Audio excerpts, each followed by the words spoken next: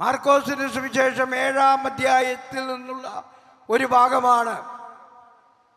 അവിടെ ബധിരനും മൂകനുമായ ഒരു വ്യക്തിയെ ഈശോയുടെ അടുക്കൽ അവർ കൊണ്ടുവന്നു.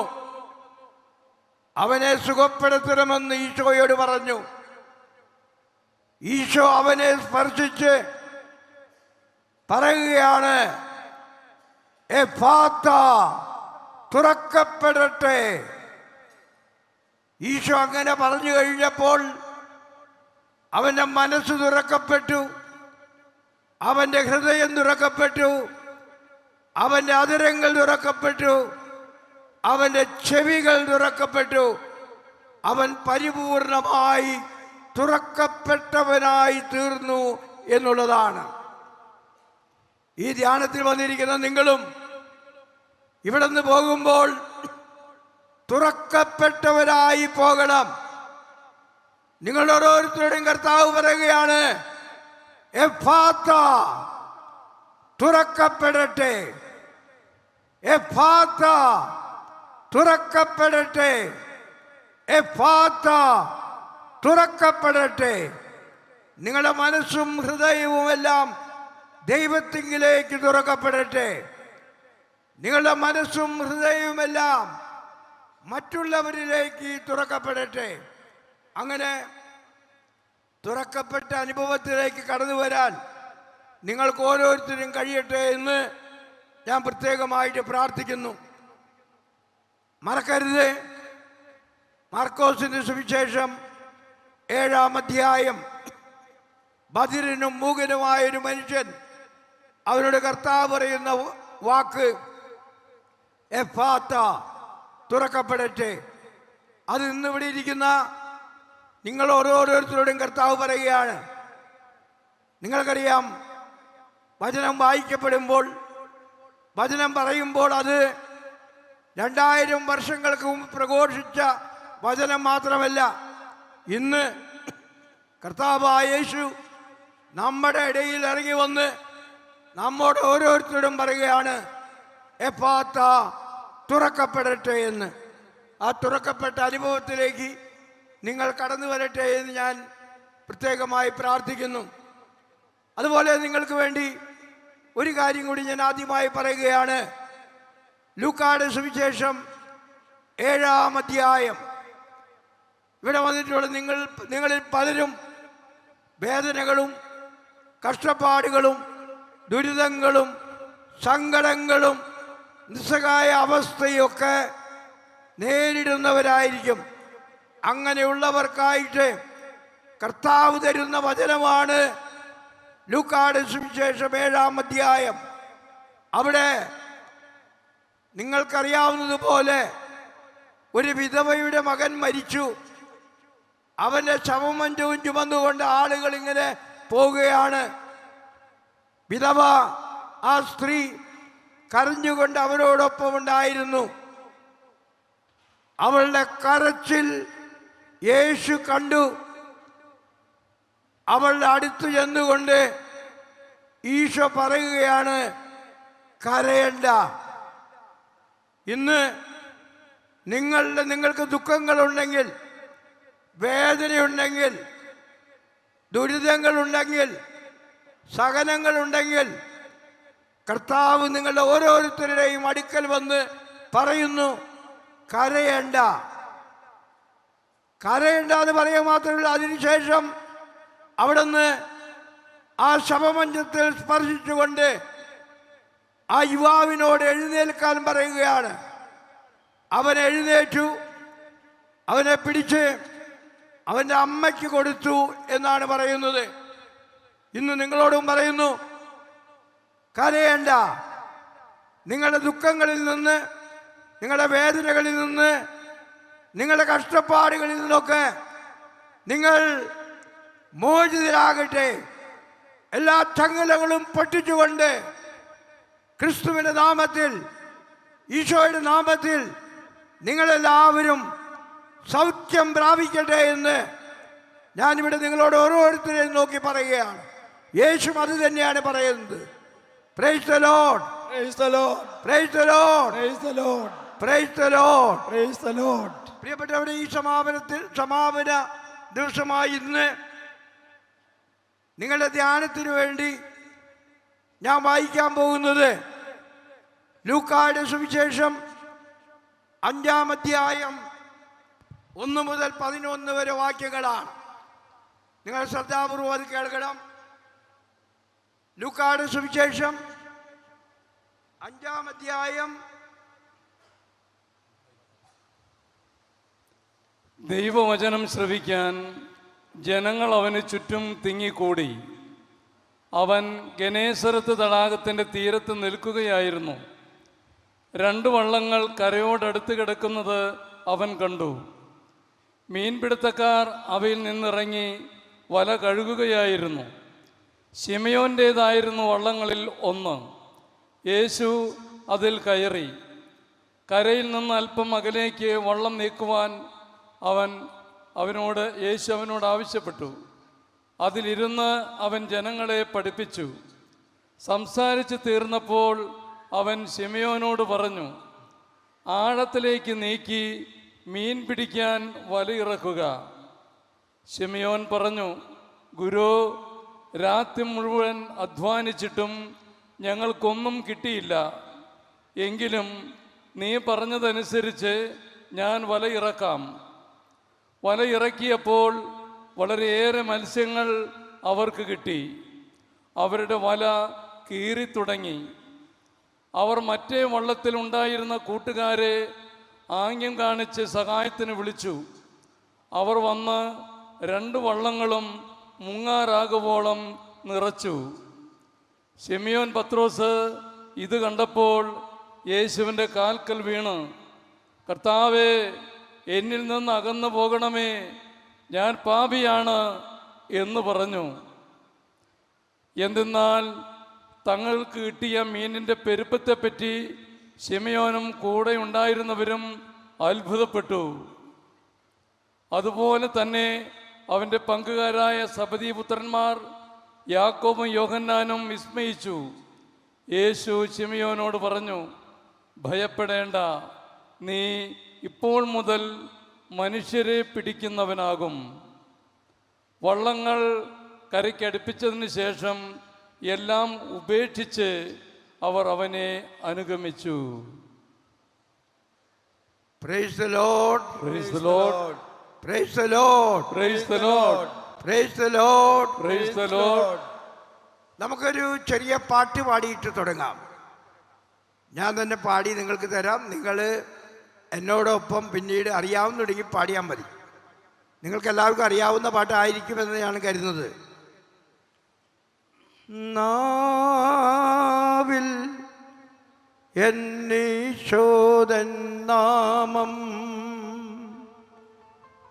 കാതിൽ എന്നീശോദൻ നാദം, കണ്ണിൽ ഈശോദൻ രൂപം, നെഞ്ചിൽ ഈശോദൻ സ്നേഹം, മനസ്സു നിറയെ നന്ദി മാത്രം. നാവിൽ ഈശോദൻ നാമം, കാതിൽ എന്നീശോദൻ നാദം, കണ്ണിൽ ഈശോദൻ രൂപം, നെഞ്ചിൽ ഈശോദൻ സ്നേഹം, മനസ്സു നിറയെ നന്ദി മാത്രം. ഒരിക്കൽ കൂടി. നാവിൽ എന്നീശോദൻ നാമം, കാതിൽ എന്നീശോദൻ നാദം,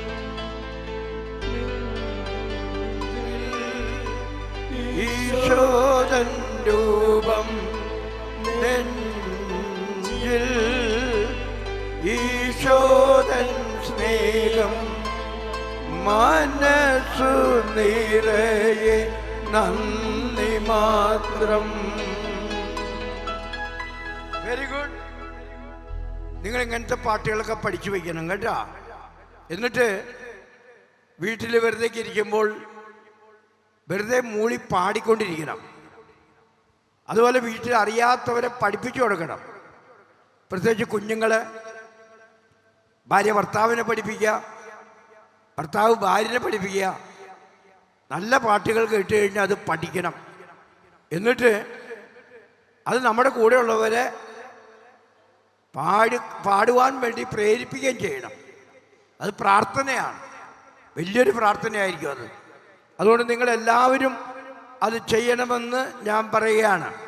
ശരിക്കും പറഞ്ഞാൽ നമ്മൾക്ക് സന്തോഷം നൽകാനായിട്ട് നമ്മൾ മറ്റുള്ളവരെ ആശ്രയിക്കേണ്ട ആവശ്യമൊന്നുമില്ല. നമുക്ക് നമ്മളിലേക്ക് തന്നെ സന്തോഷം കൊണ്ടുവരാൻ പറ്റും, ആനന്ദം കൊണ്ടുവരാൻ പറ്റും. അതിനൊരു മാർഗമാണ് നല്ല നല്ല പാട്ടുകൾ പഠിച്ചുകൊണ്ട് അത് പാടുവാനായിട്ട് ശ്രമിക്കുക എന്നുള്ളത്. ഞാനൊക്കെ അങ്ങനെയാണ്. എന്തെങ്കിലും വിഷമമൊക്കെ ഉണ്ടെങ്കിൽ ഒരു നല്ല പാട്ടെടുത്ത് ഞാൻ പതുക്കെ പാടും. ആ പാട്ട് കഴിയുമ്പോൾ ദൈവം നമ്മളിലേക്ക് തൻ്റെ അരൂപി അയച്ചുകൊണ്ട് എല്ലാ പ്രശ്നങ്ങളും പരിഹരിക്കാനുള്ള മാർഗങ്ങൾ, വഴികളൊക്കെ കാണിച്ചു തരികയും ചെയ്യും. Hallelujah, hallelujah, hallelujah, hallelujah, hallelujah, hallelujah, hallelujah. അപ്പം നിങ്ങളും ഞാനിവിടെ കൂടിയിരിക്കുന്ന നിങ്ങളോട് എല്ലാവരും പറയുന്നത് പാട്ട് പഠിക്കണം. എന്നിട്ട് പ്രത്യേകിച്ച് നല്ല നല്ല പാട്ടുകൾ, നിങ്ങൾക്ക് ഇഷ്ടപ്പെട്ട പാട്ടുകൾ പഠിക്കണം. എന്നിട്ടത് പാടിക്കൊണ്ടിരിക്കുക. ഉദാഹരണമായിട്ട് പറഞ്ഞാൽ ഒരുപക്ഷെ നിങ്ങൾക്കറിയാമുണ്ടാവും, പഴയൊരു പാട്ടാണ്. ആത്മാവിന്നാഴങ്ങളിൽ അറിഞ്ഞു നിന്ദിവ്യ സ്നേഹം നിറഞ്ഞ തലോടലായി എന്നും യേശുവേ മനസ്സിൻ താരമെല്ലാം നിന്നോട് പങ്കുവച്ചു മാറോടെന്നെ ചേർത്തണച്ചു എന്തോരാനന്ദം എന്തോരാനന്ദം.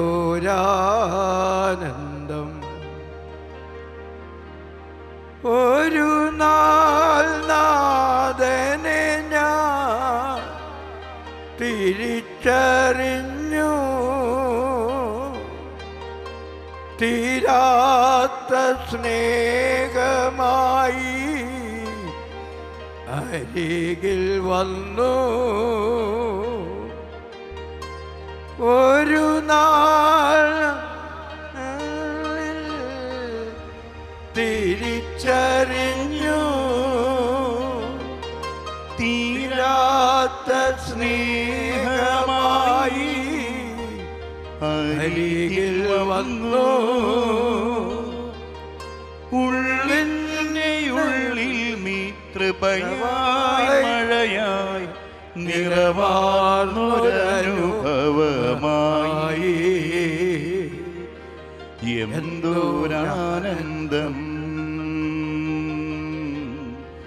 എന്തോരാനന്ദം. ആത്മാവിന്നാഴങ്ങളിൽ അറിഞ്ഞു ദിവ്യ സ്നേഹം നിറഞ്ഞലോടനായി എന്നും യേശുവേ മനസ്സിൻ ഭാരമില്ല നിന്നോടു പങ്കുവച്ചു മാറോടെന്നെ ചേർത്തണച്ചു എന്തോരാനന്ദം എന്തോരാനന്ദം Praise the Lord. Praise the Lord. Praise the Lord. Praise the Lord. Praise the Lord. Praise the Lord. അപ്പൊ നിങ്ങൾ പഠിക്കണം കേട്ടാ, എല്ലാവരും പഠിക്കണം. പഠിക്കോ? പാട്ട് പഠിക്കണം, പാട്ട് പാടണം. നിങ്ങളെ തന്നെ സന്തോഷിപ്പിക്കുവാനും ആനന്ദിപ്പിക്കുവാനും സന്തോഷം ലഭിക്കാനുള്ളൊരു മാർഗമാണത്. ഞാൻ ചിലപ്പോഴൊക്കെ ബിഷപ്സ് ഹൗസിൽ ഇങ്ങനെ റൂമിലിരുന്ന് ചിലപ്പോൾ പാട്ട് പാടും. പതുക്കെ പാടിങ്ങനെ പുറത്തേക്ക് വരുമ്പോൾ എൻ്റെ സെക്രട്ടറി എന്നോട് പറയും ഇവിടെ ആളുണ്ടെന്ന്. അതായത് നിർത്തിക്കോ, ഇവിടെ ആളുണ്ടെന്ന് പറയും. അപ്പം തന്നെ ഞാൻ നിർത്തിക്കളയും. കാരണം നമ്മൾ ആളുകളുടെ വിചാരം ബിഷപ്പൊന്നും പാടാൻ പാടില്ല എന്നുള്ളതാണ്.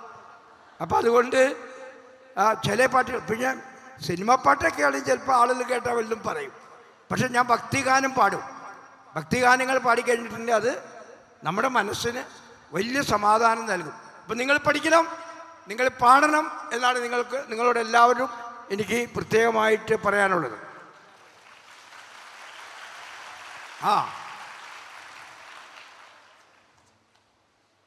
നമ്മളിപ്പോൾ വായിച്ചു കേട്ട സുവിശേഷഭാഗം ലൂക്കായുടെ സുവിശേഷം 5-ാം അധ്യായം 1 മുതൽ 11 വരെ വാക്യങ്ങൾ. ഈ സുവിശേഷത്തിൽ നിന്ന് നമ്മൾ പഠിക്കുന്നത് 6 പാഠങ്ങളാണ്. ഈ 6 പാഠങ്ങൾ ഈശോ പത്രോസിനെ പഠിപ്പിച്ച പാഠങ്ങളാണ്. ഇന്ന് ഈ പാഠങ്ങളാണ് നമ്മൾ പഠിക്കാൻ പോകുന്നത്. ഒന്നാമതായിട്ട് പത്രോസിന് ഈശോ പഠിപ്പിച്ച പാഠം ആഴങ്ങളിലേക്ക് ഇറങ്ങാനായിരുന്നു. ആഴങ്ങളിലേക്ക് ഇറങ്ങുക. എന്തിൻ്റെയൊക്കെ ആഴങ്ങളിലേക്കാണ്? നമ്മൾ ധ്യാനത്തിന് വരുമ്പോൾ പത്രോസ് ആഴങ്ങളിലേക്ക് വലയിറക്കിയതുപോലെ നമ്മൾ ആഴങ്ങളിലേക്ക് ഇറങ്ങണം. എന്തിൻ്റെയൊക്കെ ആഴങ്ങളിലേക്ക്? പ്രാർത്ഥനയുടെ ആഴങ്ങളിലേക്ക്, വിശ്വാസത്തിൻ്റെ ആഴങ്ങളിലേക്ക്, സ്നേഹത്തിൻ്റെ ആഴങ്ങളിലേക്ക്, പ്രത്യാശയുടെ ആഴങ്ങളിലേക്ക്, മറ്റുള്ളവരോടുള്ള ബഹുമാനത്തിൻ്റെ ആഴങ്ങളിലേക്ക്, എല്ലാവരെയും ഉൾക്കൊള്ളുവാനുള്ള നമ്മളുടെ ആഗ്രഹത്തിൻ്റെ ആഴങ്ങളിലേക്ക്, അങ്ങനെ ആഴങ്ങളിലേക്ക് ഇറങ്ങാനുള്ളൊരു അവസരം ദൈവം നമുക്ക് ഓരോരുത്തർക്കും നൽകുകയാണ്.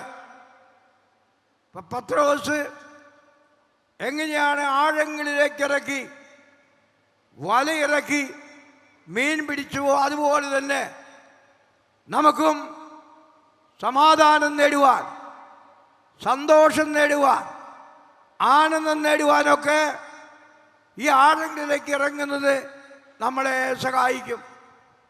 സ്നേഹത്തിൻ്റെ, സമാധാനത്തിൻ്റെ, പ്രത്യാശയുടെ എല്ലാ ആഴങ്ങളിലേക്ക് നമ്മൾ ഇറങ്ങിപ്പോകണം. അതിനാണ് ധ്യാനം നടത്തുന്നത്. അപ്പോൾ ഈ ധ്യാനം നടത്തുന്ന ഈ അവസരത്തിൽ ഞാൻ നിങ്ങളോട് പറയുന്നത്, നമ്മളിന്ന് ഇറങ്ങേണ്ട ആഴം ദൈവത്തെ പറ്റിയുള്ള ആഴങ്ങളിലേക്ക് തന്നെയാണ്. ദൈവത്തെ അറിയാൻ ശ്രമിക്കുക, ദൈവത്തെ സ്നേഹിക്കാൻ ശ്രമിക്കുക, ദൈവം ആരാണെന്ന് മനസ്സിലാക്കുക. അതാണ് ഏറ്റവും വലിയ കാര്യം. നമ്മളെ പഠിപ്പിക്കുന്നത് അതാണ്. ഒന്നാമതായിട്ട് ദൈവത്തെക്കുറിച്ച് പറയുമ്പോൾ, ഈ ധ്യാനത്തിന് സമാപന ദിവസം നിങ്ങളോട് എനിക്ക് പറയാനുള്ളത്, ദൈവം ആരുടെയും പാപങ്ങൾ കണക്കെഴുതി സൂക്ഷിക്കാറില്ല. God never keeps an account of your sins. നമ്മളൊക്കെ ഒരു പക്ഷെ കണക്കെഴുതി സൂക്ഷിക്കും, ദൈവം സൂക്ഷിക്കുന്നില്ല. ഞാൻ ഒരു സംഭവം നിങ്ങളോട് പറയാം. ഒരിക്കലൊരു കരിസ്മാറ്റിക് അൽമായന് ദർശനങ്ങൾ ഉണ്ടാകുമായിരുന്നു. ഈ ദർശനങ്ങളെക്കുറിച്ച് പറയാനായിട്ട് അയാൾ മെത്രാൻ്റെ അടുത്ത് എത്തി. സെക്രട്ടറി പറഞ്ഞു മെത്രാന് സമയമില്ല. എങ്കിലും അയാൾ പറഞ്ഞു എനിക്ക് കാണണം, ഞാൻ കണ്ടിട്ടേ പോവുള്ളൂ. അവസാനം മെത്രാൻ്റെ അടുക്കലേക്ക് കൊണ്ടുപോയി. അപ്പോൾ ഈ അൽമായ സഹോദരൻ പറഞ്ഞു, പിതാവേ, എനിക്ക് ഈശോ എപ്പോഴും പ്രത്യക്ഷപ്പെടുന്നു, എന്നോട് പലതും സംസാരിക്കുന്നു, പല കാര്യങ്ങളെക്കുറിച്ച് ചോദിക്കുന്നു. മെത്രാൻ അദ്ദേഹത്തെ വലിയ ഗൗരവമായിട്ടൊന്നും എടുത്തില്ല. മെത്രാൻ അയാളോട് പറഞ്ഞു, ഇനിയും നിനക്ക് ഈശോ പ്രത്യക്ഷപ്പെടുകയാണെങ്കിൽ നീ ഒരു കാര്യം ചെയ്യണം. നിന്റെ ബിഷപ്പിൻ്റെ, അതായത് എൻ്റെ പാപങ്ങൾ എന്തൊക്കെയാണെന്ന് ഈശോയോട് ചോദിച്ചിട്ട് മനസ്സിലാക്കി വരണമെന്ന്. ഇയാളത് കേട്ട് ചിരിച്ചുപോയി. ആഴ്ചകൾ കഴിഞ്ഞു, മാസങ്ങൾ കഴിഞ്ഞു. ഒരു ദിവസം തികച്ചും അപ്രതീക്ഷിതമായൊരു ദിവസം മെത്രാനെ കാണുവാനായിട്ട് ആ അൽമായ സഹോദരൻ വരികയാണ്. മെത്രാന്റെ അടുക്കൽ വന്നിരുന്നു. മെത്രാൻ അയാളോട് ചോദിച്ചു, നിങ്ങൾക്കല്ലേ ഈശോ പലപ്പോഴും പ്രത്യക്ഷപ്പെടാറുള്ളത്? ഇപ്പം അടുത്തെങ്ങാൻ പ്രത്യക്ഷപ്പെട്ടോ? അദ്ദേഹം പറഞ്ഞു, ഇന്നലെ രാത്രി ഈശോ എനിക്ക് പ്രത്യക്ഷപ്പെട്ടു. അപ്പം ബിഷപ്പ് പതുക്കെ ഒന്ന് ഞെട്ടിപ്പോയി. അത് കഴിഞ്ഞിട്ട് ബിഷപ്പ് ചോദിച്ചു, ഞാൻ നിന്നോട് പറഞ്ഞിരുന്നില്ലേ എൻ്റെ പാപങ്ങൾ എന്തൊക്കെയാണെന്ന് ചോദിച്ചു വരണമെന്ന്? അപ്പം ഈ സഹോദരൻ പറഞ്ഞു, പിതാവേ, ഞാൻ ചോദിച്ചു. ബിഷപ്പ് ചോദിച്ചു, എന്താ പറഞ്ഞത്? അദ്ദേഹം പറഞ്ഞു, ഇന്നലെ രാത്രി പാതിരാ സമയം പെട്ടെന്ന് എൻ്റെ മുറിയിൽ നിറയെ വെളിച്ചം. ഞാൻ കണ്ണു തുറന്ന് നോക്കിയപ്പോൾ ഈശോ അവിടെ നിൽക്കുന്നുണ്ട്. ഈശോ എന്നോട് സംസാരിക്കാൻ തുടങ്ങി. അപ്പോൾ ഞാൻ ഈശോയോട് പറഞ്ഞു, യേശുവെ നിർത്ത്, എനിക്കൊരു കാര്യം ചോദിക്കാനുണ്ട്. എൻ്റെ മെത്രാനച്ഛന് ഈശോ അറിയില്ലേ? അപ്പോൾ ഈശോ പറഞ്ഞു, അറിയും, ഞാനല്ല അദ്ദേഹത്തെ മെത്രാനാക്കിയത്. എങ്കിലൊരു കാര്യം, അദ്ദേഹത്തിൻ്റെ പാപങ്ങൾ എന്തൊക്കെയാണെന്ന് എന്നോടൊന്ന് പറയാമോ? ബിഷപ്പ് വീണ്ടും പെട്ടെന്ന് ഇവരോട് ചോദിക്കാൻ, എന്താ പറഞ്ഞത്? പക്ഷെ ഇയാൾ പറയുന്നില്ല. ഇയാൾ പറഞ്ഞു, ഈശോ ആ ചോദ്യം കേട്ട് കഴിഞ്ഞപ്പോൾ എന്നെ നോക്കി ഒന്ന് പുഞ്ചിരിച്ചു. എന്നിട്ട് കുറച്ചു നേരം നിശബ്ദനായിരുന്നു. അതിനുശേഷം എന്നോട് പറയുകയാണ്, എന്നെ നോക്കി പറയുകയാണ്, ഞാൻ ആരുടെയും പാപങ്ങൾ കണക്കെഴുതി സൂക്ഷിക്കാറില്ല. ആരെങ്കിലും പാപം ചെയ്തു കഴിഞ്ഞാൽ മാപ്പ് ചോദിച്ചാൽ ആ പാപങ്ങൾ എന്നേക്കുമായി ക്ഷമിക്കുകയും പൊറുക്കുകയും ചെയ്യും. അവൻ വെണ്മയുള്ളവനാകും എന്ന് പറയുകയാണ്. പ്രിയപ്പെട്ടവരെ, ഇതാണ് ദൈവം.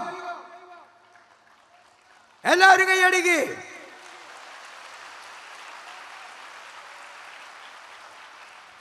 നമ്മുടെ ദൈവം ഇതാണ്. പാപങ്ങൾ കണക്കെഴുതി സൂക്ഷിക്കുന്നവനല്ല, മറിച്ച് മാപ്പപേക്ഷിച്ചുകൊണ്ട് അവന്റെ പാദത്തിൽ ചെന്ന് മാപ്പ് ചോദിക്കുമ്പോൾ പരിപൂർണമായി അവനോട് ക്ഷമിക്കുകയും അവന്റെ പാപങ്ങൾ മുഴുവനായിട്ട് മാറ്റുകളയുകയും ചെയ്യുകയാണ് ദൈവം. നിങ്ങൾക്കറിഞ്ഞൂടെ യൂദാസിന് എന്താ പറ്റിയെന്ന്? യൂദാസ് ഒരു തെറ്റ് ചെയ്തു,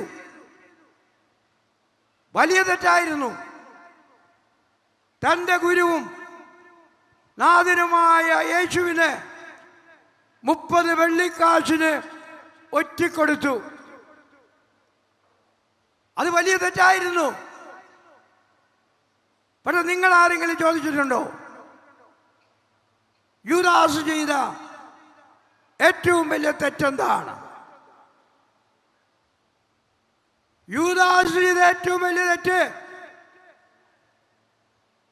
മാപ്പ് കിട്ടാനാവാത്ത വിധം തൻ്റെ തെറ്റ് അത്ര വലുതാണെന്ന് കരുതി ആത്മഹത്യ ചെയ്തതാണ്. പരിമിതമായ തൻ്റെ തെറ്റുകളെ അപരിമിതമായ ദൈവത്തിൻ്റെ സ്നേഹം കൊണ്ട് കഴുകിക്കളയാൻ പറ്റുമെന്ന് അദ്ദേഹം വിശ്വസിക്കുന്നില്ല. അങ്ങനെ ദൈവത്തിൻ്റെ സ്നേഹത്തെയും ദൈവത്തിൻ്റെ ക്ഷമയെയും ചോദ്യം ചെയ്തുകൊണ്ട് അദ്ദേഹം ആത്മഹത്യ ചെയ്യുകയായിരുന്നു. വാസ്തവത്തിൽ ആ കഴുമരത്തിൽ പോയി തൂങ്ങിച്ചാകുന്നതിന് പകരം ആ മരത്തിൽ തൂങ്ങിക്കിടന്നിരുന്ന കർത്താവിൻ്റെ പാദത്തികൾ ചെന്നുകൊണ്ട് കണ്ണീരൊഴുക്കി കരഞ്ഞുവെങ്കിൽ യൂദാസ് ആരാകുമായിരുന്നു പ്രിയപ്പെട്ടവരെ? ഇപ്പോൾ നമുക്ക് ദൈവം ധാരാളം അവസരങ്ങൾ നൽകുന്നുണ്ട്. ഇത് നോമ്പുകാലമാണ്, നമ്മൾ ധ്യാനം നടത്തുന്ന അവസരമാണ്. നമുക്ക് ദൈവം ഒരു അവസരം കൂടി തരയാണ്. അവൻ്റെ കാൽക്കൽ ചെന്ന് വീണ് അവനോട് മാപ്പ് ചോദിക്കാൻ. അതിന് നമുക്ക് ദൈവം തന്നിരിക്കുന്ന മാർഗമാണ് അലിവിൻ്റെ കൂടാരമായ കുമ്പസാരക്കൂട്. ആ കുമ്പസാരക്കൂട്ടിൽ പോയി പാവങ്ങൾ ഏറ്റുപറഞ്ഞ് എന്നേക്കുമായി പാവങ്ങൾ കഴുകിക്കളഞ്ഞ് നമ്മളൊക്കെ വിശുദ്ധരായി തീരണം. നോമ്പുകാലം ആരംഭിച്ചു കഴിഞ്ഞല്ലോ. നിങ്ങൾക്കറിയാലോ, നോമ്പ് എന്ന വാക്ക് ഇംഗ്ലീഷിൽ ലെൻറ്റ് എന്നാ പറയുന്നത്. LENT, lent. ഈ ലെൻറ്റ് എന്ന വാക്കിൻ്റെ അർത്ഥം എന്താണെന്ന് അറിയാമോ? വസന്തം എന്നാണ്. വസന്തം. നോമ്പുകാലം നമ്മുടെ ജീവിതത്തിൽ വസന്തം വിരിയിക്കാനുള്ള കാലമാണ്. പ്രാർത്ഥനയുടെ വസന്തം, ഉപവാസത്തിൻ്റെ വസന്തം, ദാനധർമ്മങ്ങളുടെ വസന്തം. അങ്ങനെ നമ്മുടെ ജീവിതത്തിലേക്ക് ഒരു വസന്തം കൊണ്ടുവരുന്നതിന് വേണ്ടിയിട്ടാണ് നോമ്പ് കാലം നമുക്ക് ദൈവം നൽകുന്നത്. അത് നമ്മൾ ഉപയോഗിക്കണം. നമ്മുടെ ജീവിതത്തിൽ ഒരു വസന്തം ഉണ്ടാകുന്നതിന് വേണ്ടിയിട്ടാണ് ഈ പോട്ടയിൽ ഇത്രയും വൈദിക സന്നിഹിതരായി നിങ്ങൾക്ക് ഈ ധ്യാനം നൽകുന്നത്. അത് ഉപയോഗപ്പെടുത്തണം പ്രിയപ്പെട്ടവരെ. നിങ്ങൾ എത്രമാത്രം പാപികളായിരുന്നാലും വേണ്ടില്ല, നിങ്ങൾ എത്രമാത്രം തെറ്റുകൾ ചെയ്തവരായിരുന്നാലും വേണ്ടില്ല, ദൈവത്തിൻ്റെ അടുക്കൽ ചെന്ന്, ക്രിസ്തുവിൻ്റെ അടുക്കൽ ചെന്ന് നമ്മൾ മാപ്പ് ചോദിക്കുന്നുവെങ്കിൽ അതെല്ലാം ദൈവം ക്ഷമിക്കുമെന്ന് നമ്മളെ പഠിപ്പിക്കുന്നതിന് വേണ്ടിയിട്ടാണ്. ബൈബിളിൻ്റെ ആദ്യത്തെ പേജ് മുതൽ അവസാനത്തെ പേജ് വരെ നമുക്ക് കിട്ടുന്ന സന്ദേശവും ഇത് തന്നെയാണ്. ദൈവം ആരുടെയും പാപങ്ങൾ കണക്കെഴുതി സൂക്ഷിക്കുന്നില്ല. മറിച്ച് അത് ഏറ്റു പറഞ്ഞു കഴിഞ്ഞാൽ, പശ്ചാത്തപിച്ചു കഴിഞ്ഞാൽ എന്നേക്കുമായി ക്ഷമിക്കുകയും മറക്കുകയും പൊറുക്കുകയും ദൈവം ചെയ്യുന്നു എന്നുള്ളതാണ്. രണ്ടാമതായിട്ട് ദൈവത്തെക്കുറിച്ച് ചിന്തിക്കുമ്പോൾ നമ്മൾ ഓർക്കേണ്ടത്, നമ്മൾ ദൈവത്തിലേക്ക് ഒരു സ്റ്റെപ്പ് എടുത്ത് വയ്ക്കുമ്പോൾ ദൈവം ധാരാളം സ്റ്റെപ്പുകൾ എടുത്ത് നമ്മുടെ അടുക്കലേക്ക് വരും. You take one step, God takes many steps towards U. അതാണ്. ഉദാഹരണമായിട്ട് ലൂക്കായുടെ സുവിശേഷം 15-ാം അധ്യായം, അവിടെയാണല്ലോ ധൂർത്തപുത്രന്റെ കഥ പറയുന്നത്. ധൂർത്തപുത്രൻ ഒരു സ്റ്റെപ്പ് എടുത്തുള്ളൂ. അവൻ പറഞ്ഞു, ഞാൻ എൻ്റെ പിതാവിൻ്റെ അടുക്കൽ പോകും, നിനക്കെതിരായി ഞാൻ പാപം ചെയ്തെന്ന് പറയും. പക്ഷേ അവനതിന് പറയാൻ പോലും അവൻ്റെ അപ്പൻ സമ്മതിക്കുന്നില്ല. അവൻ അങ്ങോട്ട് നടന്നു വരുന്നത് കണ്ട് അവൻ്റെ അടുക്കൽ ചെന്നുകൊണ്ട് അവനെ കെട്ടിപ്പിടിച്ച് അവന് ആലിംഗനങ്ങൾ നൽകി അവനെ സ്വീകരിക്കുന്ന നല്ലവനായ ദൈവത്തെയാണ് ബൈബിൾ നമ്മുടെ മുമ്പിൽ വരച്ചു കാണിക്കുന്നത്. ഓർക്കണം പ്രിയപ്പെട്ടവരെ, നമ്മളൊരു സ്റ്റെപ്പ് എടുത്താൽ മതി, ദൈവം ധാരാളം സ്റ്റെപ്പുകൾ എടുത്തുകൊണ്ട് നമ്മുടെ അടുക്കലേക്ക് വരും. നമ്മൾ യെസ് പറഞ്ഞാൽ മതി, ദൈവം പിന്നെ മറ്റു കാര്യങ്ങളെല്ലാം നോക്കിക്കൊള്ളും. മൂന്നാമതായിട്ട് ദൈവത്തെക്കുറിച്ച് ചിന്തിക്കുമ്പോൾ നമ്മൾ ഓർക്കേണ്ടത്, ദൈവം പാപത്തെ വെറുക്കുന്നു, പാപിയെ വെറുക്കുന്നില്ല. God hates sin but not the sinner. അതെവിടെയാണ് നമുക്ക് കിട്ടുന്നത്? യോഹന്നാന്റെ സുവിശേഷം 8-ാം അധ്യായം 1 മുതൽ 11 വരെ വാക്യങ്ങൾ. വ്യഭിചാരത്തിൽ പിടിക്കപ്പെട്ട ഒരു സ്ത്രീയെ ഈശോയുടെ അടുക്കൽ കൊണ്ടുവന്നു. യഹൂദ നിയമമനുസരിച്ച് അങ്ങനെയുള്ള സ്ത്രീകളെ കല്ലെറിഞ്ഞു കൊല്ലണമെന്നായിരുന്നു നിയമം. കല്ലെറിഞ്ഞു കൊല്ലുന്നതിന് വേണ്ടി ജനക്കൂട്ടം കർത്താവിൻ്റെ മുമ്പിലേക്ക് അവളെ കൊണ്ടുവന്നിരിക്കുകയാണ്. പിന്നെ നിങ്ങൾക്കറിയാം, അവരോട് യേശു പറഞ്ഞത്, നിങ്ങളിൽ പാപം ചെയ്യാത്തവർ കല്ലെറിയട്ടെ എന്നാണ്. ഓരോരുത്തരായി കല്ല് താഴ്ത്തിട്ട് അവളെ എറിയാതെ പോയി എന്നാണ് പറയുന്നത്. അവളെ സമാധാനത്തോടുകൂടി യേശു പറഞ്ഞയക്കുന്നു. മേലിൽ പാപം ചെയ്യരുതെന്ന് പറയുന്നു. അവിടെ നമ്മൾ പഠിക്കുന്ന പാഠം ഇതാണ്: ദൈവം പാപത്തെ വെറുക്കുന്നു, പാപിയെ വെറുക്കുന്നില്ല, പാപിയെ സ്നേഹിക്കുകയാണ് ചെയ്യുന്നത്. നാലാമതായിട്ട് ദൈവത്തെക്കുറിച്ച് ചിന്തിക്കുമ്പോഴുള്ള ഒരു ചിന്ത, ദൈവം നമ്മളെ കണ്ടുമുട്ടി, നമ്മളെ രൂപാന്തരപ്പെടുത്തി പുതിയ മനുഷ്യനാക്കി തീർക്കുന്നു. അതിൻ്റെ ഏറ്റവും വലിയ ഉദാഹരണം ലൂക്കായുടെ സുവിശേഷം 19-ാം അധ്യായമാണ്. സക്കയവൂസ് പാപിയായിരുന്നു. അവനെ യേശു കണ്ടുമുട്ടി, അവനെ പുതിയ മനുഷ്യനാക്കി. എന്നിട്ട് അവൻ അവസാനം പറയുന്നതാണ്, ഞാൻ ആരുടെയെങ്കിലും വഞ്ചിച്ചെടുത്തിട്ടുണ്ടെങ്കിൽ 4 ഇരട്ടിയായി തിരികെ കൊടുക്കുന്നു എന്നാണ് പറഞ്ഞത്. അപ്പോൾ അവന് വലിയ മാനസാന്തരമുണ്ടായി. അവൻ ക്രിസ്തുവിനെ കണ്ടുമുട്ടി എന്നുള്ളതാണ് പ്രധാനപ്പെട്ട കാര്യം.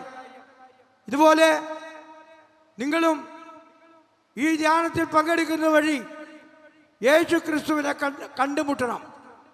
കണ്ടുമുട്ടി പരിവർത്തനത്തിന് വിധേയരാകണം. എങ്കിൽ നിങ്ങളുടെ ജീവിതം ധന്യമായിത്തീരും, സമാധാനമുള്ളതായിത്തീരും, സന്തോഷമുള്ളതായിത്തീരും. Praise the Lord, Praise the Lord. Praise the Lord, Praise the Lord. Praise the Lord. Praise the Lord. പ്രിയപ്പെട്ടവരെ, നമ്മളുടെ വിയറ്റ്നാമില് ഏകാന്ത തടവിൽ കിടന്ന് ധാരാളം വർഷം നരകിച്ച ഫ്രാൻസിസ് വാൻ തുവാൻ എന്ന് പറയുന്ന ഒരു മെത്രാനുണ്ട്. ആ മെത്രാനോട് ജോൺ പോൾ 2-ാമൻ പാപ്പ മാർപ്പാപ്പയ്ക്കും കർദിനാൾമാർക്കും മെത്രാന്മാർക്കും ഒരു ധ്യാനം കൊടുക്കാൻ പറഞ്ഞു. ആ ധ്യാനം കൊടുത്ത വഴിയായിട്ട് അദ്ദേഹം പറഞ്ഞ കാര്യങ്ങൾ റെക്കോർഡ് ചെയ്ത് എഴുതിയുണ്ടാക്കിയ ഒരു പുസ്തകമാണ് ടെസ്റ്റിമണി ഓഫ് ഹോപ്പ്, പ്രത്യാശയുടെ സാക്ഷ്യം. ആ പുസ്തകത്തിൽ ദൈവത്തെക്കുറിച്ച് അദ്ദേഹം പറയുന്ന ചില കാര്യങ്ങൾ നിങ്ങളോട് ഞാൻ പറയാം. നിങ്ങളുടെ ഹൃദയത്തിൽ നിങ്ങളത് എഴുതിയിടണം. അദ്ദേഹം പറയാണ്, ദൈവം എല്ലാം മറക്കുന്നവനാണ്. ദൈവം എല്ലാം മറക്കുന്നവനാണ്. നിങ്ങൾക്കറിയാമോ? അതിനുള്ള ഒരു ഉദാഹരണം പറയാമോ? ഏറ്റവും വലിയ ഉദാഹരണം നല്ല കള്ളനാണ്. രണ്ട് കള്ളന്മാരുടെ നടുവിൽ അവിടെ നിന്ന് കിടക്കുന്നു. ഒരു കള്ളൻ അവനെ പരിഹസിച്ചു. മറ്റൊരു കള്ളൻ പറഞ്ഞു, നിന്റെ രാജ്യത്ത് നീ വരുമ്പോൾ എന്നെ കൂടി ഓർക്കണമേ എന്ന്. അതിന് മറുപടി ആയിട്ട് എന്താ പറഞ്ഞ്? നീ ഇന്ന് തന്നെ. അതാണ്. അവൻ എത്രയോ പാപങ്ങൾ ചെയ്തവനാണ്, എത്രയോ കുറ്റങ്ങൾ ചെയ്തവനാണ്. അതൊന്നും ഓർക്കാതെ കർത്താവ് അവനോട് പറയുകയാണ്, നീ ഇന്ന് തന്നെ സ്വർഗരാജ്യത്ത് പർദീസായിൽ ഉണ്ടായിരിക്കുമെന്ന്. ചുരുക്കം പറഞ്ഞാൽ ദൈവം എല്ലാം മറക്കുന്നവനാണ്. അവിടെ നിന്നൊന്നും ഓർമ്മിക്കുന്നില്ല. അതാണ് കാര്യം. വേറൊന്ന്, ദൈവം കണക്ക് നോക്കുന്നില്ല എന്നാണ് പറയുന്നത്. ഒരാടിനെ കാണാതാകുന്നു. എന്നിട്ട് ആ ഒരാടിനെ തേടി പിടിക്കുന്നതിന് വേണ്ടി മറ്റ് 99 വിട്ടേച്ച് ഇടയൻ പോവുകയാണ്. ശരിക്കും പറഞ്ഞാൽ ആരെങ്കിലും അത് ചെയ്യോ? പക്ഷേ ദൈവത്തിന്, യേശുവിന് ആ ഒരെണ്ണം വളരെ പ്രധാനപ്പെട്ടതാണ്. 99 വിട്ടിട്ട് അവിടെ നിന്ന് പോകുന്നു, നഷ്ടപ്പെട്ട ഒന്നിനെ വീണ്ടെടുക്കുന്നതിന് വേണ്ടി. ഞാനിവിടെ നിങ്ങളോട് ഒരു കാര്യം പറയാൻ ആഗ്രഹിക്കുകയാണ്. നിങ്ങളുടെ കുടുംബത്തിലൊക്കെ നഷ്ടപ്പെട്ട ആരെങ്കിലും ഉണ്ടെങ്കിൽ അവരെ പിന്നാലെ നിങ്ങൾ പോകണം, അവരെ വീണ്ടെടുക്കണം. അവൻ പോട്ടെ, അവൻ നശിക്കട്ടെ, അവൻ തൊലയട്ടെ എന്നല്ല നമ്മൾ പറയേണ്ടത്. ദൈവത്തിൻ്റെ മനസ്സ് സ്വീകരിച്ചുകൊണ്ട് അവൻ്റെ പിന്നാലെ പോയി അവനെ കണ്ടുപിടിക്കാനായിട്ട് നമുക്ക് കഴിയണം. ചിലപ്പോൾ ചില കുടുംബങ്ങളിൽ മക്കള് താന്തോന്നികളായിരിക്കും, ഭർത്താവ് ഭയങ്കര കുടിയനായിരിക്കും, ഭാര്യയാണെങ്കിൽ എപ്പോഴും തല്ലുപിടിക്കുന്ന സ്വഭാവമായിരിക്കും. അങ്ങനെയൊക്കെ വരുമ്പോൾ നമ്മൾ അവസാനം വരുമ്പോൾ അവരെ അങ്ങ് ഉപേക്ഷിക്കും. ഇയാളുടെ കൂടെ ജീവിക്കാൻ പറ്റില്ല, അത് ഇവളുടെ കൂടെ ജീവിക്കാൻ പറ്റില്ല. പിന്നെ ഈ താന്തോന്നിയായി മകൻ എനിക്ക് ആവശ്യമില്ല, ഇവൻ എൻ്റെ മകനല്ല എന്നൊക്കെ പ്രഖ്യാപനം നടത്തുന്ന ആളുകളുണ്ട്. അതൊരിക്കലും ചെയ്യരുത്. ദൈവത്തെ പോലെ അവനെ തേടി നടക്കേണ്ട കടമ നമുക്ക് ഓരോരുത്തർക്കുമുണ്ട്. അവന് വേണ്ടി പ്രാർത്ഥിച്ചുകൊണ്ട്. അതിന് ഏറ്റവും വലിയ ഉദാഹരണം മോനിക്ക പുണ്യവാളത്തിയാണ്. മോനിക്ക പുണ്യവാളത്തി ഒരിക്കൽ വൈകുന്നേരം വീട്ടിലിരിക്കുമ്പോൾ മകൻ അഗസ്റ്റിൻ വന്ന് പറയുകയാണ്, അമ്മേ ഞാൻ റോമിലേക്ക് പോകുന്നു. അമ്മ ഞെട്ടിപ്പോയി. കാരണം ഇവൻ ഇപ്പോൾ ചീത്തയാണ്, റോമിൽ പോയി കൂടുതൽ ചീത്തയാകും.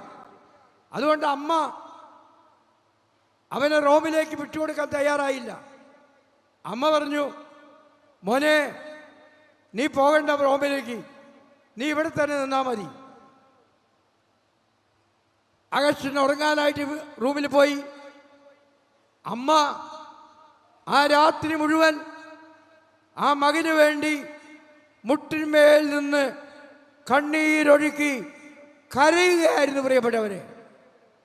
ഇതിന് നേരം വെളുത്ത് മകൻ്റെ റൂമിൽ ചെന്ന് നോക്കിയപ്പോൾ മകൻ റൂമിലില്ലായിരുന്നു. അവൻ കപ്പൽ കയറി കാർത്തേജിൽ നിന്ന് റോമിലേക്ക് യാത്രയായിരുന്നു. ഇപ്പോൾ നിങ്ങൾ ചോദിക്കും, ആ അമ്മയുടെ പ്രാർത്ഥന ദൈവം കേട്ടോ? കേട്ടോ? കേട്ടത് പിന്നീടാ. അവൻ റോമിൽ പോയി. റോമിൽ ചെന്നിട്ട് മിലാനിലെ മെത്രാനായിരുന്ന അംബ്രോസിനെ കണ്ടു.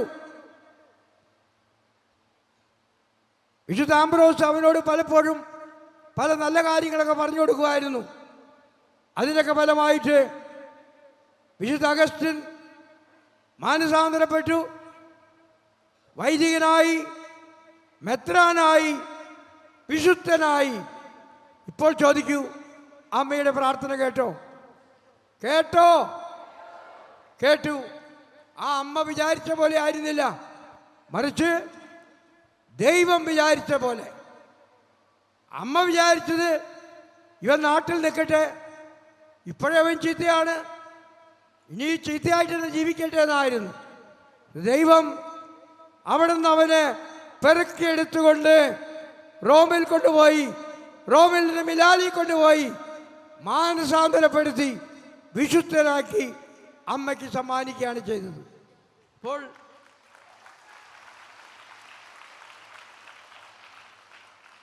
അപ്പോൾ നമ്മളെപ്പോഴും ഓർക്കണം, നമ്മുടെ മക്കൾക്ക് വേണ്ടി പ്രാർത്ഥിക്കാൻ മറക്കരുത്,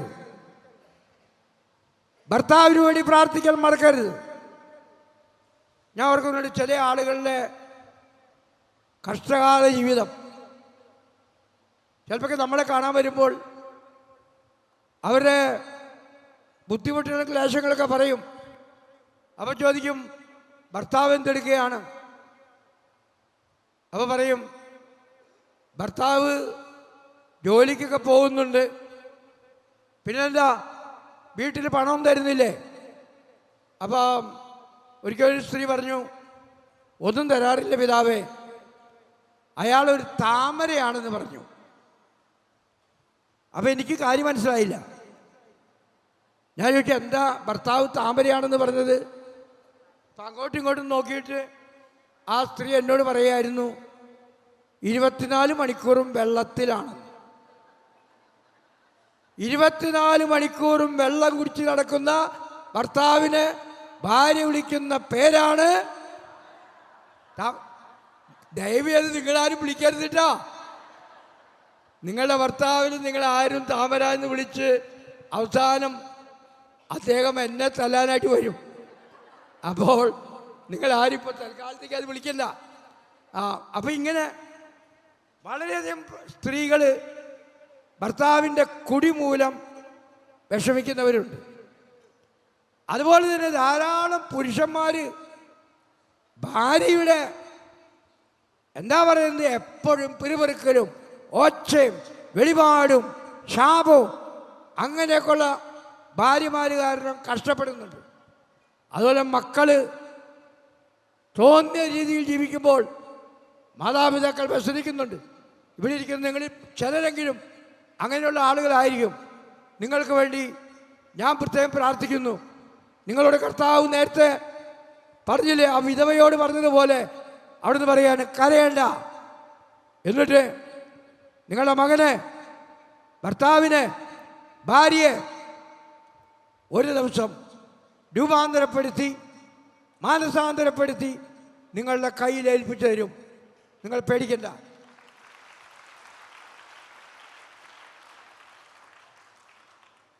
പ്രാർത്ഥനയുടെ ശക്തിയാണ്. പ്രാർത്ഥന ആകാശമേഘങ്ങളെ തുളച്ച് ദൈവത്തിൻ്റെ അടുക്കൽ എത്തുമെന്ന് നമുക്കറിയാം. അപ്പം അതുകൊണ്ട് പ്രാർത്ഥിച്ചുകൊണ്ടിരിക്കണം. ഈ ധ്യാനത്തിലൊക്കെ വരുമ്പോൾ ഓരോ കാര്യങ്ങൾ കേട്ടാൽ മാത്രം പോരാ, അത് ജീവിതത്തിൽ പ്രാവർത്തികമാക്കാനായിട്ട് നിങ്ങൾ പ്രത്യേകമായിട്ട് നോക്കണം. അങ്ങനെ വരുമ്പോൾ ഒരുപക്ഷെ നിങ്ങൾ ചെയ്യുന്ന കാര്യങ്ങളൊക്കെ നിങ്ങൾക്ക് വേണ്ടി മാത്രമല്ല, ഭാര്യയ്ക്ക് വേണ്ടി, ഭർത്താവിന് വേണ്ടി, മക്കൾക്ക് വേണ്ടി, സഹോദരർക്ക് വേണ്ടി, അയൽക്കാർക്ക് വേണ്ടി എല്ലാം ചെയ്യേണ്ടതായിട്ട് വരും. അപ്പം അങ്ങനെ ചെയ്യാനായിട്ട് നിങ്ങൾ നോക്കണം. അപ്പോൾ ദൈവത്തെക്കുറിച്ച് ഇനിയും ധാരാളം കാര്യങ്ങളൊക്കെ പറയാൻ പറ്റും. ഞാൻ ഇന്ന് പറഞ്ഞ കാര്യങ്ങൾ നിങ്ങൾ മറക്കരുത്. ഇന്ന് അപ്പോൾ പത്രോസിനെ കർത്താവ് പഠിപ്പിച്ച ഒന്നാമത്തെ പാഠം എന്തായിരുന്നു? ആഴങ്ങളിലേക്ക് വലയിറക്കുക. ഇതുപോലെ ഇന്ന് നമ്മളോടും ദൈവം പറയുന്നു ആഴങ്ങളിലേക്ക് ഇറക്കാൻ. ഈ ആഴങ്ങളിലേക്ക് ഇറക്കുമ്പോൾ നമ്മൾ ദൈവത്തെ മനസ്സിലാക്കും. ദൈവത്തെക്കുറിച്ച് ഞാൻ പറഞ്ഞത് എന്താണ്? ഒന്നാമതായി ദൈവം ആരുടെയും പാപങ്ങൾ കണക്കെഴുതി സൂക്ഷിക്കാതെ. നിങ്ങളൊന്ന് പറഞ്ഞേ.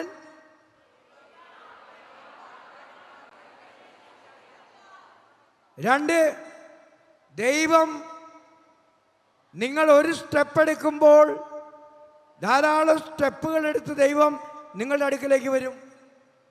ഒന്ന് പറഞ്ഞേ.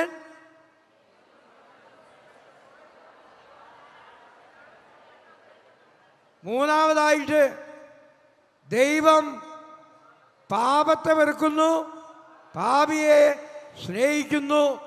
ഒന്ന് പറഞ്ഞേ. നാലാമതായിട്ട് ദൈവവുമായിട്ട് നിങ്ങൾ കണ്ടുമുട്ടുമ്പോൾ ദൈവം നിങ്ങളെ രൂപാന്തരപ്പെടുത്തും, പുതിയ സൃഷ്ടിയാക്കും, പുതിയ മനുഷ്യരാക്കും. അല്ലേ? അതിന് ഉദാഹരണം ആരാണ്? സക്കേവൂസ്. ആരാ? സക്കേവൂസിന് കർത്താവ് കണ്ടുമുട്ടി. അവനെ പരിപൂർണമായിട്ട് മാറ്റം വരുത്തിയില്ലേ? അവനെ വിശുദ്ധനാക്കിയില്ലേ? അതാണ് ചെയ്യുന്നത്. ദൈവവുമായിട്ട് കണ്ടുമുട്ടുമ്പോൾ അങ്ങനെയാണ്. പിന്നെ മറ്റു പറഞ്ഞ കാര്യങ്ങളൊക്കെ നിങ്ങൾ ഓർക്കാം. അപ്പോൾ ഒന്നാമതായിട്ട് പത്രോസിനെ കർത്താവ് പഠിപ്പിച്ചത് ആഴങ്ങളിലേക്ക് ഇറക്കാനാണ്. രണ്ടാമതായിട്ട് പത്രോസിനെ കർത്താവ് പഠിപ്പിച്ച പാഠം വിശ്വാസം ദൈവത്തിൻ്റെ ദാനമാണ് എന്നുള്ളതായിരുന്നു. എന്താണ്? അതെങ്ങനെ അറിയാം? കേസറിയ ഫിലിപ്പിയിൽ വെച്ച് ഈശോ ശിഷ്യന്മാരോട് ചോദിച്ചു, ഞാൻ ആരാണെന്നാണ് ജനങ്ങൾ പറയുന്നത്? ഞാൻ ആരാണെന്നാണ് നിങ്ങൾ പറയുന്നത്? അതിന് മറുപടിയായിട്ട് ദൈവത്താൽ പ്രേരിതരായി പത്രോസ് പറഞ്ഞു, നീ ജീവിക്കുന്ന ദൈവത്തിൻ്റെ പുത്രനായ ക്രിസ്തുവാണ്, മിശിഹായാണ്. ആ ഉത്തരം ശരിയായിരുന്നോ? ശരിയായിരുന്നു. അതുകൊണ്ടാണ് കർത്താവ് പറയുന്നത്, യോനായുടെ പുത്രനായ ശിമയോനെ, നിനക്കിത് വെളിപ്പെടുത്തി തന്നത് മദ്യയോ മാംസമല്ല, മറിച്ച് എന്താണ്? സ്വർഗസ്ഥനായ എൻ്റെ പിതാവാണ്. പ്രിയപ്പെട്ടവരെ, നമ്മളൊക്കെ വിശ്വസിക്കുന്നവരാണ്. ഈ വിശ്വാസം നമുക്ക് തന്നത് ആരാ? ദൈവം തന്നെ തന്നതാണ്. ദൈവം വിശ്വസിക്കാൻ നമ്മളെ പ്രേരിപ്പിക്കുന്നില്ലെങ്കിൽ നമുക്കൊന്നും പറയാൻ പറ്റില്ല, ഒന്നും ചെയ്യാൻ പറ്റില്ല. മറിച്ച് ദൈവം നമുക്ക് വിശ്വാസം നൽകുകയാണ്.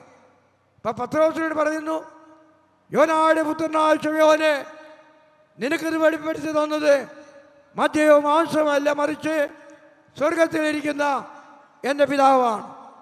നിങ്ങളോടും പറയുന്നു, നിങ്ങൾക്ക് കിട്ടിയിരിക്കുന്ന വിശ്വാസം യേശു ക്രിസ്തുവാണെന്ന് പറയാൻ, യേശു ദൈവമാണെന്ന് പറയാൻ, യേശു ദൈവപുത്രനാണെന്ന് പറയാൻ നിങ്ങൾക്ക് കഴിയണമെങ്കിൽ ദൈവം തന്നെ നിങ്ങൾക്ക് വെളിപ്പെടുത്തി തരണം. ദൈവം തന്നെ നിങ്ങൾക്ക് ശക്തി നൽകണം.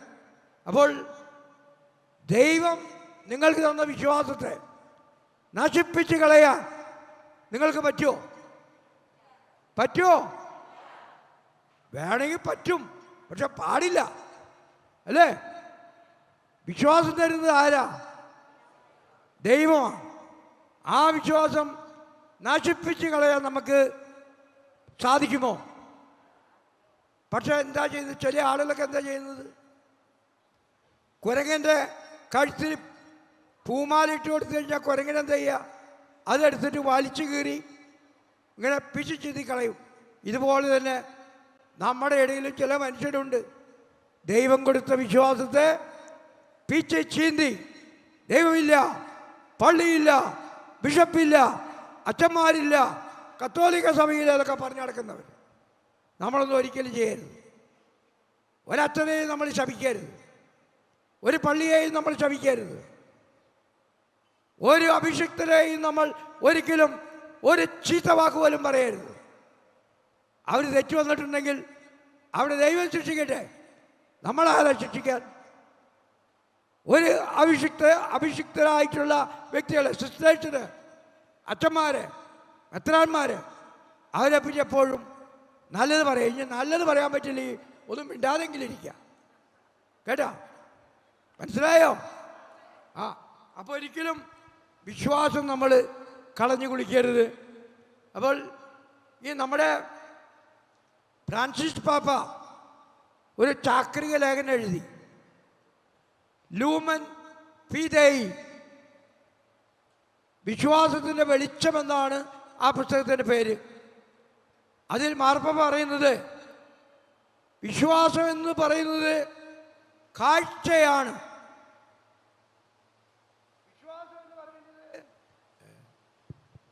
വിശ്വാസം എന്ന് പറയുന്നത് എന്താണ്? ഒന്നാമതായിട്ട് കാഴ്ചയാണ്, രണ്ടാമതായിട്ട്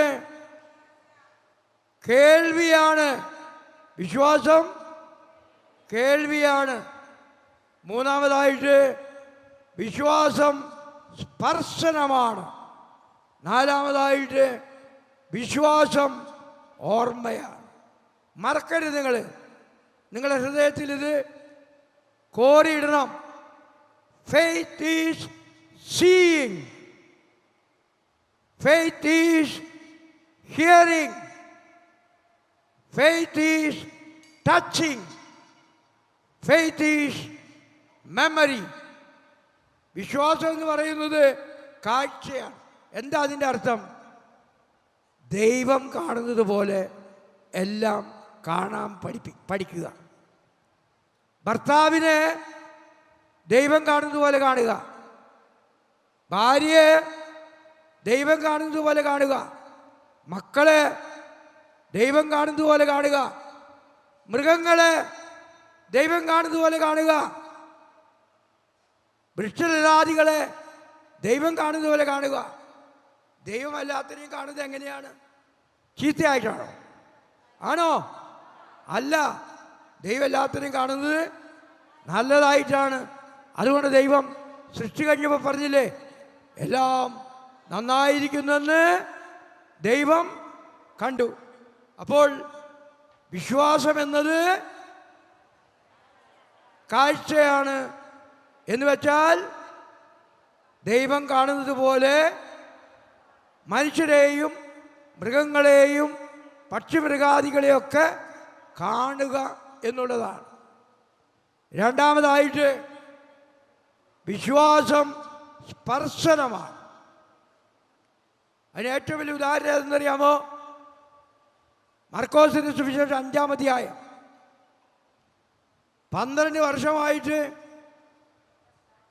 രക്തസ്രാവം മൂലം വേദനിക്കുന്ന ഒരു സ്ത്രീ, അവൾ പറയുകയാണ്, യേശുവിൻ്റെ അടുക്കൽ ചെന്ന് അവൻ്റെ വസ്ത്രത്തിൽ ഞാൻ സ്പർശിച്ചാൽ എനിക്ക് സൗഖ്യം പ്രാപിക്കും. എന്നിട്ട് അവൾ അവിടെ നിന്നോ, യേശുവിൻ്റെ അടുക്കലേക്ക് പോയി അവൻ്റെ വസ്ത്രത്തിൽ സ്പർശിച്ചു. ഉടൻ തന്നെ അവൾ സൗഖ്യം പ്രാപിച്ചു എന്നാണ് പറയുന്നത്. യേശു ചോദിക്കുന്നുണ്ട്, ആരാണ് എന്നെ സ്പർശിച്ചതെന്ന്. നമ്മുടെ ഫ്രാൻസിസ് പാപ്പ പറയുകയാണ്, ചിലപ്പോഴൊക്കെ നിങ്ങൾ ഏകാന്തതയിലിരിക്കുമ്പോൾ കർത്താവിനെ നിങ്ങളുടെ അടുക്കലേക്ക് വിളിക്കണം. ചിലപ്പോൾ വിഷമിച്ചിരിക്കുന്ന സമയമായിരിക്കും, ചിലപ്പോൾ രോഗം വന്നിരിക്കുന്ന സമയമായിരിക്കും, ചിലപ്പോൾ പല പല ബുദ്ധിമുട്ടുകളുള്ള സമയമായിരിക്കും, ചിലപ്പോൾ നിങ്ങൾ കരഞ്ഞുകൊണ്ടിരിക്കുക. ആ സമയത്ത് ഈശോയെ വിളിച്ചിട്ട് നിങ്ങളുടെ അടുത്ത് നിർത്തി നിങ്ങളുടെ വിശ്വാസത്താൽ അവൻ്റെ വസ്ത്രത്തിൽ സ്പർശിക്കണം. ആ വസ്ത്രത്തിൽ നിങ്ങൾ സ്പർശിക്കുമ്പോൾ നിങ്ങൾക്ക് സൗഖ്യമുണ്ടാകും, നിങ്ങൾക്ക് സൗഖ്യമുണ്ടാകും. ഇന്ന് മുതൽ നിങ്ങളത് പ്രാക്ടീസ് ചെയ്യണമെന്ന് നിങ്ങളോട് ഞാൻ പറയാണ്. കണ്ണുകൾ അടച്ചിരുന്ന് യേശുവിനെ വിളിച്ച് അടുത്ത് വരുത്തി അവൻ്റെ വസ്ത്രത്തിൽ തൊടണം. നിങ്ങളുടെ ദുഃഖങ്ങളും സമാധാനക്കേടും കഷ്ടതകളും എല്ലാം മാറിപ്പോകും. അതാണ് വിശ്വാസം എന്ന് പറയുന്നത്. എന്താണ്? സ്പർശനം, അല്ലേ? മൂന്നാമതായിട്ട് വിശ്വാസം എന്ന് പറയുന്നത് കേൾവിയാണ്. റോമാക്കാർക്ക് എഴുതിയ ലേഖനം 10-ാം അധ്യായത്തിൽ അത് വളരെ വ്യക്തമായിട്ട് പറയുന്നുണ്ട്. ആ വിശ്വാസ കേൾവിയുടെ വരുന്നു. കേൾവി എങ്ങനെ? പ്രസംഗത്തിലൂടെ വരുന്നു. അപ്പോൾ പ്രസംഗിക്കാൻ ആരുമില്ലെങ്കിലോ? അപ്പോൾ നമ്മുടെ പോട്ടയിലെ വൈദികരൊക്കെ ഇവിടെ നിന്ന് പ്രസംഗിക്കുമ്പോൾ എന്തിനു വേണ്ടിയിട്ടാണ് പ്രസംഗിക്കുന്നത്? നിങ്ങളെയൊക്കെ വിശ്വാസത്തിലേക്ക് കൊണ്ടുവരാൻ വേണ്ടിയിട്ടാണ്. അതുകൊണ്ട് വിശ്വാസം കേൾവിയിലൂടെ വരുന്നു. എങ്കിൽ കേൾപ്പിക്കാൻ ആൾ വേണ്ടേ?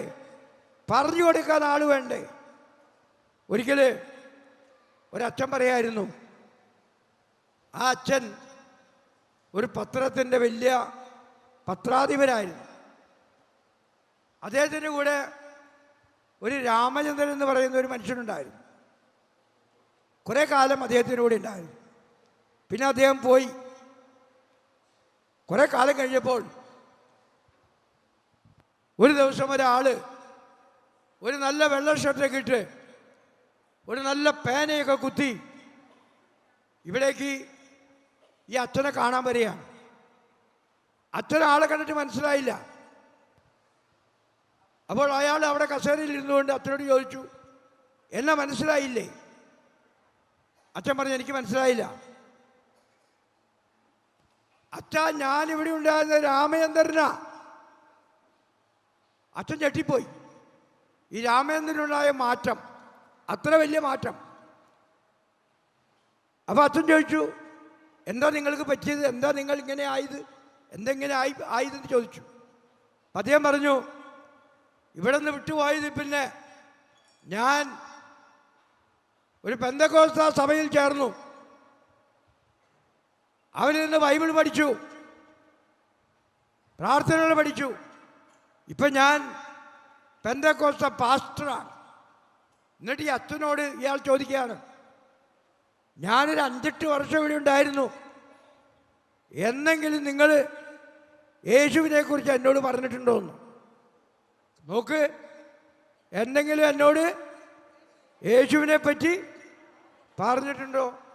അച്ഛൻ പറയുന്നു, അച്ഛൻ ആ സമയത്ത് ലജ്ജിച്ചു പോയി എന്നാണ് പറയുന്നത്.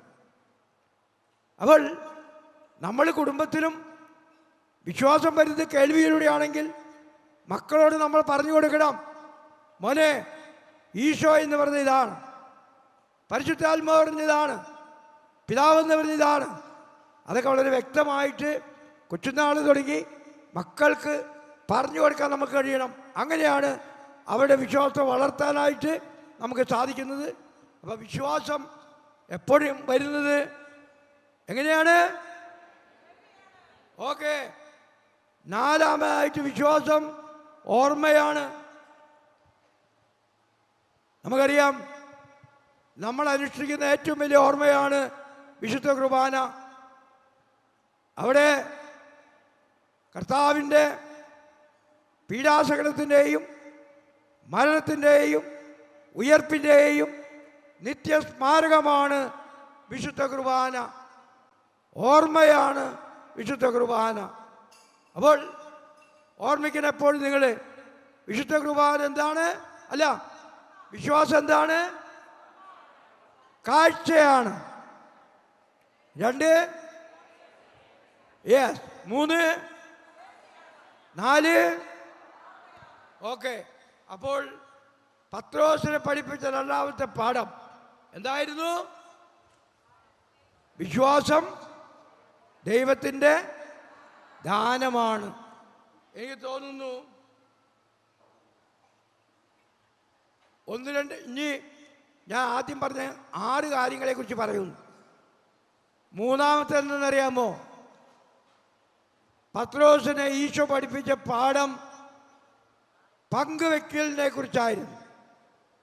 അവർക്ക് ധാരാളം മത്സ്യങ്ങൾ കിട്ടിയപ്പോൾ അടുത്തുള്ള വഞ്ചിക്കാരെ വിളിച്ചുകൊണ്ട് അത് പങ്കുവെക്കുന്നു. നമുക്കും എന്തെങ്കിലുമൊക്കെ കിട്ടുമ്പോൾ, പണമുണ്ടാകുമ്പോൾ നാം മറ്റുള്ളവരുമായിട്ട് പങ്കുവെക്കാനായിട്ട് പഠിക്കണം. നാലാമത്തെ കാര്യം എന്താണ്? നാലാമതായിട്ട് നടക്കുന്നത്, പത്രോസ് ഈശോയോട് പറയുകയാണ്, ഞാൻ പാപിയാണ്, എൻ്റെ അടുക്കൽ നിന്ന് പോകുക എന്ന്. അപ്പോൾ പത്രോസിനെ ഈശോ പഠിപ്പിച്ച പാഠം അവൻ്റെ പാപാവബോധത്തെക്കുറിച്ചായിരുന്നു. അവസാനമായിട്ട് ഈശോ പത്രോസിനെ പഠിപ്പിച്ചത് അവൻ്റെ ദൗത്യത്തെക്കുറിച്ചാണ്. ദൗത്യത്തെക്കുറിച്ച് എന്താണ് അവൻ ചെയ്യേണ്ടതെന്ന് ഈശോ പറഞ്ഞു കൊടുക്കുന്നു. അതുപോലെ തന്നെ 6-ാമതായിട്ട് ഒരു പാഠം കൂടി ഈശോ പത്രോസിനെ പഠിപ്പിക്കുന്നുണ്ട്. പത്രോസിൻ്റെ പരിമിതികളെക്കുറിച്ച്. രാത്രി മുഴുവൻ അധ്വാനിച്ചിട്ടും ഒന്നും തന്നെ കിട്ടിയില്ല.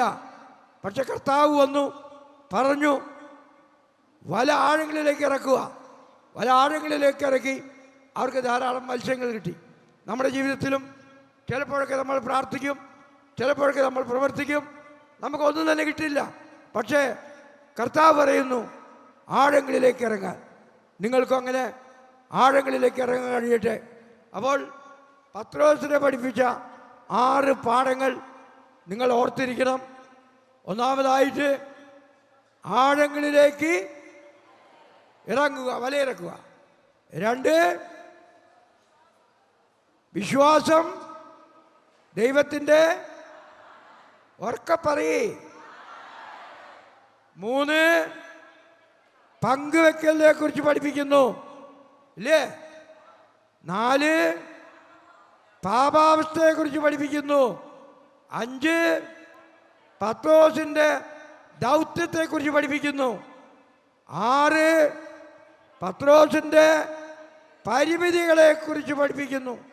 പ്രിയപ്പെട്ടവരെ, ഈ പരിമിതികളെക്കുറിച്ചൊക്കെ പഠിക്കുന്നത് എപ്പോഴും നല്ലതാണ്. നമുക്ക് ചിലപ്പോൾ എല്ലാം ഉണ്ടാകും. പക്ഷേ ഏത് സമയമാണ് നമ്മുടെ ജീവിതത്തെ ദൈവം വിളിക്കുന്നത് നമുക്ക് പറയാൻ പറ്റില്ല. അതുകൊണ്ട് പരിമിതികൾ അറിഞ്ഞിരിക്കണം. നമ്മൾ പരിമിതികൾ അറിയാത്ത ചില മനുഷ്യരൊക്കെ ഉണ്ട്. ആർക്കൊന്നും കൊടുക്കില്ല, ഒരു നന്മയും ചെയ്യില്ല, അങ്ങനെയൊക്കെ ജീവിച്ചു പോകും. പക്ഷേ പരിമിതി, നമ്മൾ ഈ ചെറുപ്പത്തിലെ പഠിച്ചിട്ടുള്ളൊരു പാഠമുണ്ടല്ലോ, മണ്ണാങ്കട്ടയും കരിയിലയും കണ്ണാരം കുത്തി കളിക്കാതായിട്ട് പോയി അല്ലേ? കേട്ടിട്ടുണ്ടോ?